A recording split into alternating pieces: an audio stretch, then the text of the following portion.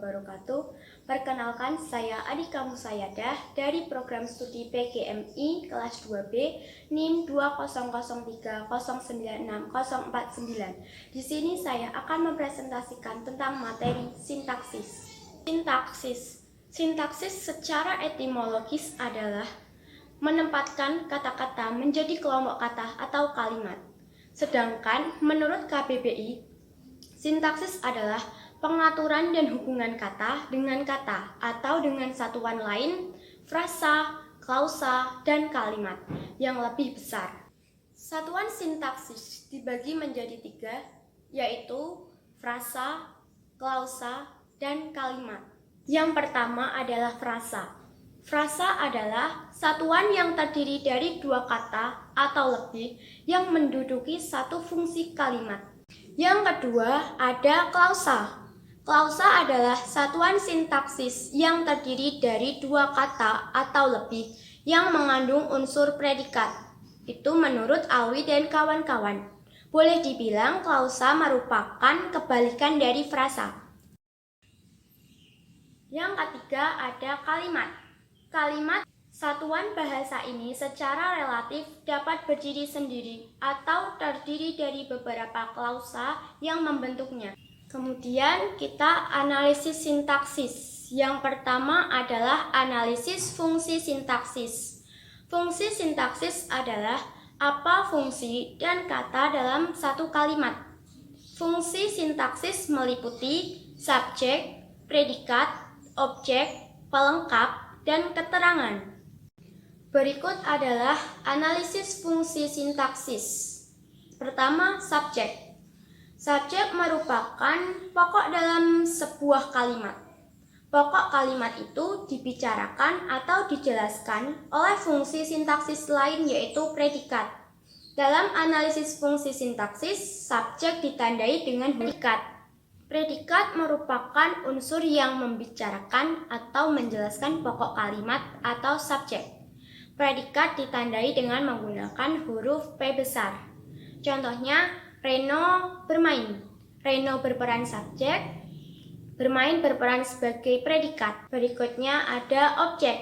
Objek adalah sesuatu yang dikenai tindakan oleh subjek. Fungsi objek sebagai unsur kalimat yang kehadirannya dituntut oleh verba transitif, pengisi predikat dalam kalimat aktif. Objek dapat dengan mudah dikenali dengan kalimat verba transitif, pengisi predikat yang mendahuluinya seperti contoh berikut.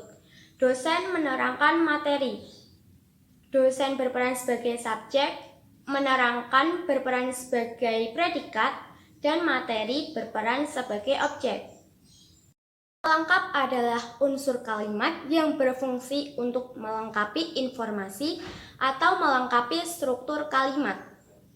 Pelengkap terkadang bentuknya mirip dengan objek karena sama-sama diisi oleh nomina atau frasa nominal. Keduanya juga berpotensi untuk berada langsung di belakang predikat.